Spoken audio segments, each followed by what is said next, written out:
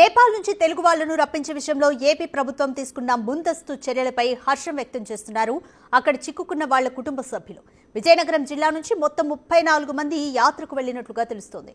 గత 2 రోజులుగా టెన్షన్ పడిన మంత్రి నారా లోకేష్ చొరవతో ప్రశాంతంగా ఉన్నామని చెబుతున్నారు యాత్రికుల కుటుంబ సభ్యులు.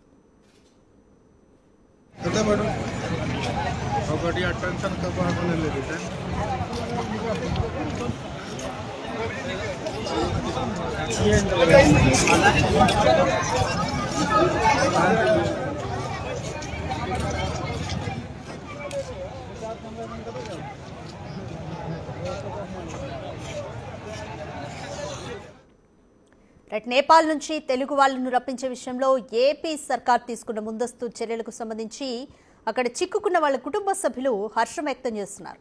అయితే విజయనగరం జిల్లా నుంచి మొత్తం 34 మంది అక్కడికి యాత్రకు వెళ్లినట్లుగా తెలుస్తుంది. అయితే వారందరినీ కూడా ఏపీ సర్కార్ ముఖ్యంగా మంత్రి నారా లోకేష్ ప్రత్యేక చొరవ చూపించి వాళ్ళందరినీ వెనక్కి తీసుకురావడం జరిగింది. అయితే గత 2 రోజులుగా వాళ్ళు టెన్షన్ పడుతున్నామని చెప్తున్నారు. అయితే టెన్షన్ పడినా కూడా మంత్రి నారా లోకేష్ చొరవతో ప్రశాంతంగా ఉన్నామని అక్కడికి వెళ్లి తిరిగి వచ్చిన యాత్రికుల కుటుంబ సభ్యులు చెప్తున్నారు. రైట్, అక్కడి నుంచి తిరిగి వచ్చిన యాత్రికుల కుటుంబ సభ్యులతో మా ప్రతినిధి శివశంకర్ ఫేస్ టు ఫేస్ చూద్దాం.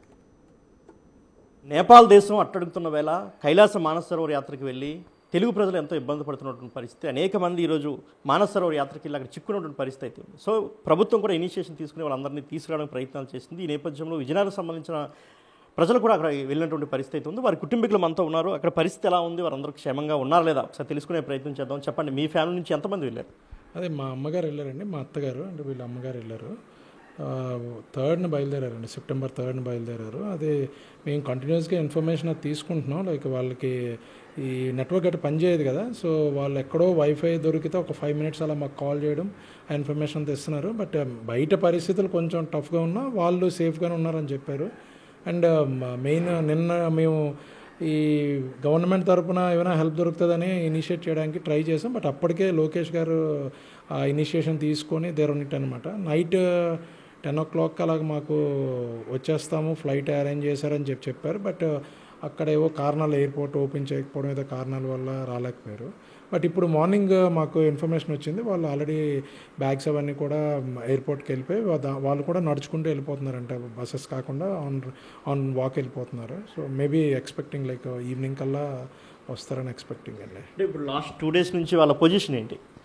పొజిషన్ అంటే వాళ్ళు యాక్చువల్గా 2 days బ్యాక్ బీహార్ బయలుదేరిపోలండి బస్ మీద కాఠ్మండు నుంచి. వాళ్ళు పశుపతినాథ్ దర్శనం అయిపోయిన తర్వాత వాళ్ళు అదే చెప్పారు, బయలుదేరిపోతున్నాము ఇంకా ఈవినింగ్ అనేసి. అప్పటికి ఇవి కొంచెం యాజిటేషన్స్ అవి చాలా ఎక్కువ అయ్యాయి. అప్పటికి ముందు రోజు కొంచెం స్లోగా ఉన్నా, తర్వాత ఎక్కువయ్యాయి. అప్పుడు అమ్మగారు నాకు నైట్ కాల్ చేశారు, ఇక్కడ మేము ఇప్పుడు బయలుదేరట్లేదు, రేపు బయలుదేరుతాం. అంత సీరియస్నెస్ మాకు తెలియదు. తర్వాత మీడియాలోనే టీవీలో చూసిన తర్వాత బాగా సీరియస్ అని అప్పుడు అర్థమైంది. తర్వాత రోజు వెంటనే మా అత్తయ్య గారు ఫోన్ చేశారు, మార్నింగ్ చేసి పరిస్థితి కొంచెం టఫ్గా ఉంది, కర్ఫ్యూ గట్రా పెట్టారు, ఇంకా ఆర్మీ రాలేదు. సో మేము ఇక్కడ ఒక రూమ్లోనే హోటల్ రూమ్లో లాక్ చేసుకుని ఉన్నాం అందరం. అన్ని ఫుడ్ అవన్నీ కూడా ఆర్గనైజర్స్ అవి అరేంజ్ చేస్తున్నారు. బట్ కొంచెం సిచ్యువేషన్ అయితే ఇలా ఉంది, ఏదైనా అప్డేట్ మేము ఇస్తుంటాం అని చెప్పేసి మాకు వాళ్ళు చెప్పారనమాట. అది 2 daysగా అయితే కొంచెం మేము టెన్షన్లో ఉన్నాం. బట్ ఎప్పుడైతే గవర్నమెంట్ కొంచెం స్పీడ్గా యాక్షన్ తీసుకుందో వీఆర్ రిలీవ్డ్, కొంచెం ఫ్రీ అయ్యాము అక్కడి నుంచి. సో టోటల్గా ఇక్కడ మీ ఏరియా నుంచి ఎంతమంది వెళ్ళారు? సుమారు ఒక 10 నుంచి 15 మంది వెళ్ళి ఉంటారండి మా ఏరియా నుంచి. ఓకే, 10 నుంచి 15 మంది వెళ్ళారు. మరి నేపాల్ వెళ్ళిన తర్వాత ఎవరి ఫోన్స్ ఏవి సిగ్నల్స్ ప్రాపర్గా లేవండి. సిగ్నల్స్ ప్రాపర్గా లేవు. బట్ వెళ్ళారు కదా, వీళ్ళు కాల్ చేస్తారు కదా, వీళ్ళు ఫ్రీ ఉన్నప్పుడు అనేసి మేము కొద్దిగా రిలాక్స్గా ఉన్నామండి. ఈరోజు యాక్చువల్గా మా అమ్మగారు చేశారు, మాట్లాడారు. కాఠ్మండు మన ఈ పశుపతినాథ్ దర్శనం అయిపోయింది. అయిపోయిన తర్వాత అక్కడ శక్తిపీఠం ఉంటుందంట.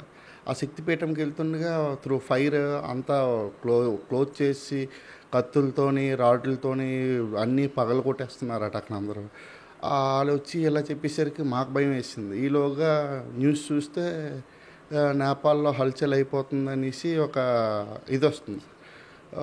భయంతో ఉన్నాం. అయితే వీళ్ళు లక్కీగా ఏంటంటే వీళ్ళు వెళ్ళిన ప్లేస్లోనే అంత ఎక్కువగా లేదు. అంటే వీళ్ళు వెళ్ళిన ప్లేస్లో అంటే వీళ్ళు ఉండే రూమ్ ఏరియాలో అంత ఎక్కువగా లేదు, మెయిన్ రోడ్స్లో అయితే చాలా ఎక్కువగా ఉంది.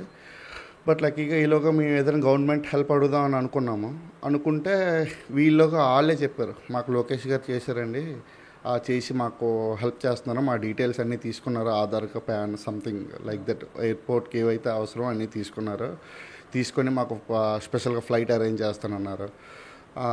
వాళ్ళకి మటుకు చాలా థ్యాంక్ యూ అండి టు దిస్ గవర్నమెంట్, లోకేష్ గారికి, చంద్రబాబు నాయుడు గారికి, పవన్ కళ్యాణ్ గారికి, కింజరపు రామ్మోహన్ నాయుడు గారికి, వీళ్ళరుగురికి చాలా కృతజ్ఞత తెలుపుకుంటున్నాను. థ్యాంక్ యూ అండి. సో అక్కడ సిచ్యువేషన్స్ చూసిన తర్వాత అప్పుడు మీ పేరెంట్స్ కావచ్చు, మీ బంధువులు అందరూ వెళ్ళారు, ఏమనిపించింది ఒక్కసారిగా చాలా భయం వేసిందండి. ఎందుకంటే వీళ్ళు జనరల్గా వెళ్తూ ఉంటారు, జనరల్గా దేవుడి దర్శనాలకి ఇప్పుడు ట్రిప్స్ గట్రా వెళ్తూ ఉంటారు.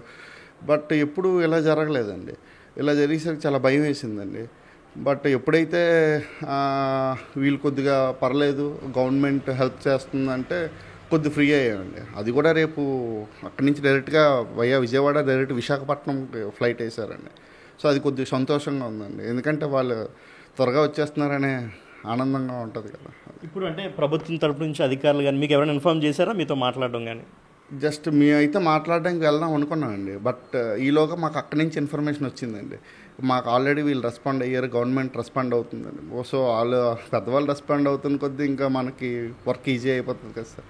సో అది కొద్దిగా సంతోషంగా ఉన్నారు. చెప్పండి, అంటే ఇంత గవర్నమెంట్ ఇంత స్పీడ్గా, అంటే మనం రియాక్ట్ అవ్వకముందే గవర్నమెంట్ రియాక్ట్ అవ్వడం, వాళ్ళకి స్పెషల్ ఫ్లైట్ వెంటనే వాళ్ళని తీసుకురావడం ఎలా అనిపిస్తుంది ఒకసారి ప్రభుత్వాన్ని చూస్తుంది? అది అంటే డెఫినెట్గా ఒక హై మూమెంట్ అండి ఇది. లైక్ ఫర్ అస్ లైక్ ఇప్పుడు వీళ్ళు చాలా ట్రిప్స్కి ఇలా వెళ్తుంటారు, అమ్మ వాళ్ళు వెళ్తుంటారు, కానీ ఇప్పుడు ఇలాంటి సిచ్యువేషన్ చూస్తుంటాం. చాలా మంది చిక్కుకుపోవడం, ఇలా స్పెషల్ ఫ్లైట్స్ వేసి మా ఫ్యామిలీ, మా అమ్మ, మా అత్తగారు అలా చిక్కుకుంటారని మేము ఎప్పుడు అనుకోలేదు. But we are worried. నిన్న మార్నింగ్ అయితే కొంచెం ఇబ్బందిగా ఉన్నాం, ఏంటి ఎలా వస్తారు. కానీ మేము ఇలా ఇంకా మినిస్టర్ గారి దగ్గరికి, ఎమ్మెల్యే గారి దగ్గరికి వెళ్ళి మాట్లాడే లోపే మాకు ఆల్రెడీ ఇన్ఫర్మేషన్ వచ్చేసింది. అక్కడ మా అమ్మగారు చెప్పిన ఆల్రెడీ వచ్చి డీటెయిల్స్ అన్ని తీసుకున్నారు, అయితే ఫ్లైట్ వేస్తారంటే. అంటే ఇలా ఉంటే మరి ఇంకా మేము టెన్షన్ పడక్కర్లేదు. ఎలాంటి సిచ్యువేషన్ ఉన్నా గవర్నమెంట్ మమ్మల్ని హ్యాండిల్ చేస్తుంది అన్నప్పుడు వీఆర్ వెరీ హ్యాపీ. అంటే ఓకే, రైట్ గవర్నమెంటే ఉన్నది అనే ఫీలింగ్ కూడా ఉండిందనమాట ఆ టైంలో. ఎవరున్నా హెల్ప్ చేస్తారు, బట్ వెరీ ఫాస్ట్గా లోకేష్ గారు డెఫినెట్గా థ్యాంక్స్ చెప్పాలి. ఆయనకి చాలా ఫాస్ట్గా రెస్పాండ్ అయ్యారు. మేము వేటివ్ ఎస్ఎంఎస్లో చూసాము, బట్ ఆలోపే మాకు ఇన్ఫర్మేషన్ వచ్చింది. అక్కడ నుంచి వాళ్ళు చెప్తున్నారు ఆల్రెడీ వీళ్ళు డీటెయిల్స్, ఆధార్ కార్డ్ డీటెయిల్స్ అన్నీ తీసుకున్నారు, ఏవేవైతే మన ఇండియాకి తీసుకొచ్చేయడానికి కావాల్సిన డీటెయిల్స్ అన్నీ తీసుకున్నారని చెప్పి ఆల్రెడీ చెప్పారు. డెఫినెట్గా ఇలాంటి రెస్పాన్స్ ఉన్నప్పుడు వీఆర్ హ్యాపీ కదండి, మా టెన్షన్స్ కొంచెం రిలీవ్ అవుతాయి. సో ఇది ఇంత టఫ్ సిచ్యువేషన్లో కూడా ప్రభుత్వం ఇంత వేగంగా రియాక్ట్ అవ్వడం నిజంగా చాలా హ్యాపీగా ఉంది.